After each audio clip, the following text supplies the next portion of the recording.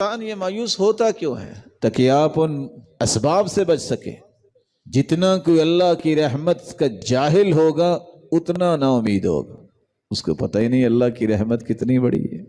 واللہ ذوالجلال تو شر سے خیر نکالنے پر قادر ہے۔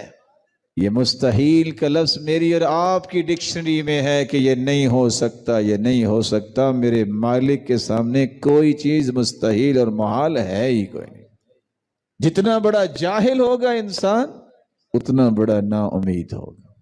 کچھ لوگ خوف کے اندر اتنی شدت اختیار کرتے ہیں کہ نا امید ہو جاتے ہیں۔ حالانکہ خوف صرف اتنا ہونا چاہیے آپ گناہ نہ کریں، نیکی پہ لگے رہیں۔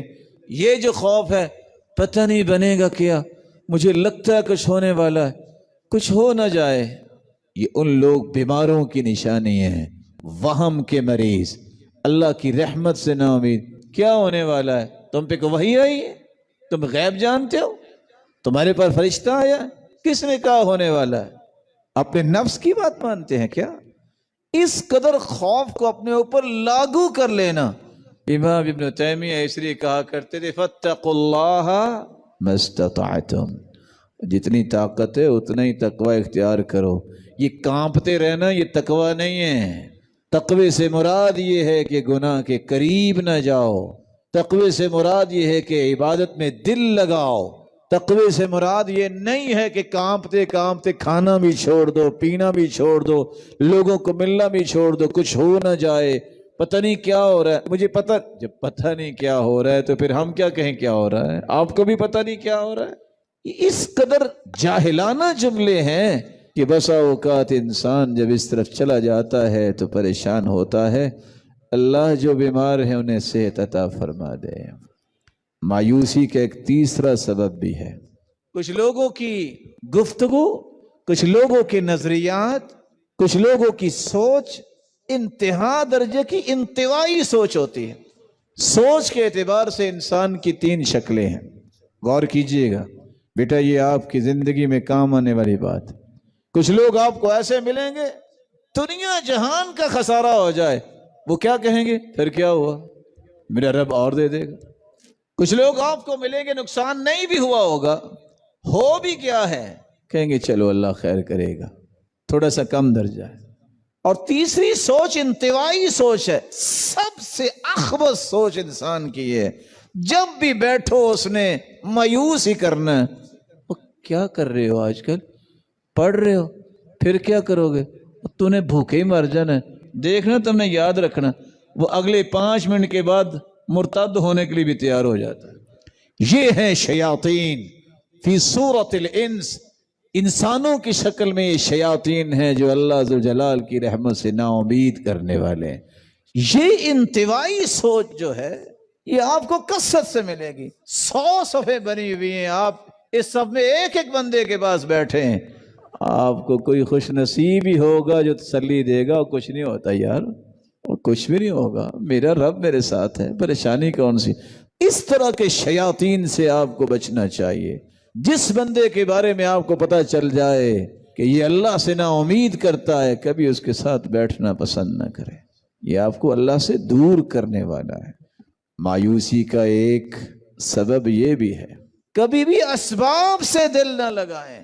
میں نے دکان بنائی ہے تو اب تو خیریں ہو جائیں گی، رات پتہ چلا کہ دکان لٹ گئی ہے، ساتھ ہی خودکشی کر لی۔ میرا کاروبار ہے، ٹھاٹ باٹ ہو گئی ہے۔ فراڈیے بھی آخر دنیا میں ہیں، وہ پیسہ لے کے بھاگ جاتے ہیں، یہ ہاسپٹل میں، اور آخر اپنے آپ کو چھری مار کے قتل کر لیتا ہے۔ اسباب سے تعلق جوڑنے والا مایوسی سے نہیں بچ سکتا۔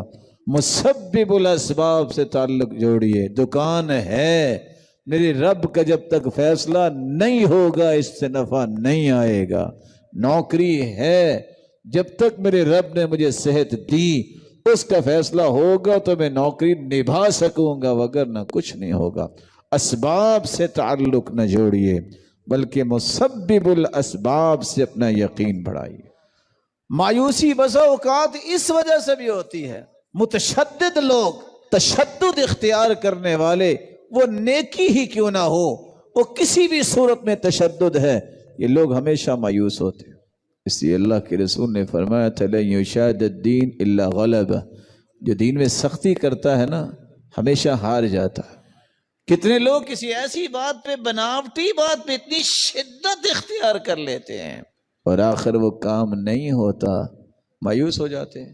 جس بندے کو آپ متشدد دیکھتے ہیں یاد رکھیے گا نہ اس کو خود چین ہوتا ہے، نہ وہ معاشرے کے کسی شخص کو چین لینے ہی دیتا ہے۔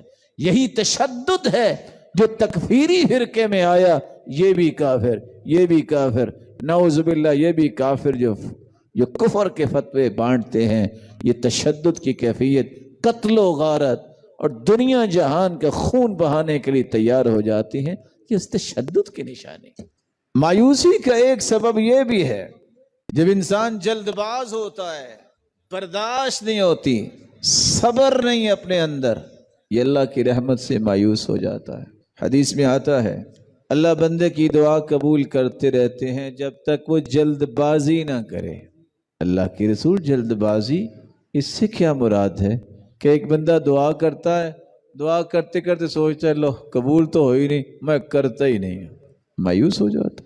اچھا خالق وہ ہے، گناہ تم نے کیا، ضرورت تمہاری ہے، اور تم کہتے ہو کہ میرے ہاتھ اٹھیں، اور نعوذ باللہ اللہ کو پابند کر رہے ہو کہ ابھی قبول کر، نہیں قبول کرنی تو میں پھر دین چھوڑ دوں گا، تو نقصان کس کا ہوگا؟ جلد باز کی دعا قبول نہیں ہوتی۔ اللہ ذوالجلال پہ یقین کر کے دعا کرتے ہیں۔ صحیح بخاری کی روایت ہے، اللہ کے رسول کے پاس ایک شخص آیا، اللہ کے رسول ٹیک لگا کے بیٹھے تھے اور آپ صلی اللہ علیہ وسلم نے چادر لی ہوئی تھی، کعبے کی چھاؤں میں بیٹھے تھے، اور آ کے کہتا ہے الا تستنصر لنا الا تدعو اللہ لنا، اللہ کے رسول آپ دعا کیوں نہیں کرتے اللہ ہماری مدد کرے، دعا ہی فرما دیں، کب ہماری مدد آئے گی؟ اللہ کے رسول نے فرمایا سنو، تم سے پہلے لوگ ایسے بھی گزرے ہیں جن کو لایا جاتا، زمین میں کھائی بنائی جاتی، اسے کھڑا کر کے ایک آری لائی جاتی، اس کے سر پہ رکھ کے 2 ٹکڑے کر دیا جاتا، اور وہ دین سے پھرتا نہیں تھا۔ تم سے پہلے ایسے لوگ بھی گزرے ہیں جن کے ناخنوں کو کھینچ لیا جاتا، جن کی ہڈیوں کو گوشت سے الگ کر دیا جاتا، لیکن وہ دین سے پھرتا نہیں تھا۔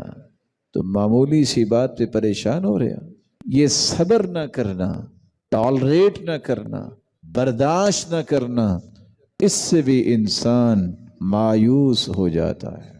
مایوسی کا ایک سبب یہ بھی ہے، جب انسان کسی بھی چھوٹی سی چھوٹی پریشانی کے سامنے ہتھیار ڈال دیتا ہے، ہمت نہیں کرتا، کہتا اب کچھ کرنے کی ضرورت تو ہے نہیں، مارے تو گئے ہیں، ہو گیا جو کچھ ہونا ہے، یہ لوگ بھی مایوس ہوتے ہیں۔ خود رسول اللہ صلی اللہ علیہ وآلہ وسلم نے 3 سال تک شیب ابی طالب میں وقت گزارا، نہ کوئی ملنے جاتا اور نہ یہ جا سکتے تھے، لیکن مایوس نہیں ہونے دیا۔ آج کتنے لوگ کہتے ہیں بس اختلافات دنیا میں آ گئی، یہ تو ختم ہونے ہی نہیں ہیں، بس یہ لڑائیاں ہو گئی ہیں، اب تو ٹھیک ہونا ہی نہیں، اب مصیبتیں اتنی آ چکی ہیں، لگتا ہے اب تو مر ہی جانا ہے، اب کیا بتائیں، اتنی شر اور فتنے پھیل چکے، ہم نے بچنا ہی نہیں۔ یہ سب مایوسی کے الفاظ ہیں۔ مسلمانوں کے اندر ایمان ایسا ہونا چاہیے جو انبیاء اور رسل کے بعد صحابہ اور تابعین اور تبع تابعین کو اللہ نے عطا کیا، کہ یہ سارے فتنے، یہ ساری مصیبتیں، یہ ساری کی ساری سختیاں اپنی جگہ، لیکن میرے رب کی رحمت جب آئے گی تو ساری کی ساری کمزوریاں قوتوں میں تبدیل ہو جائیں۔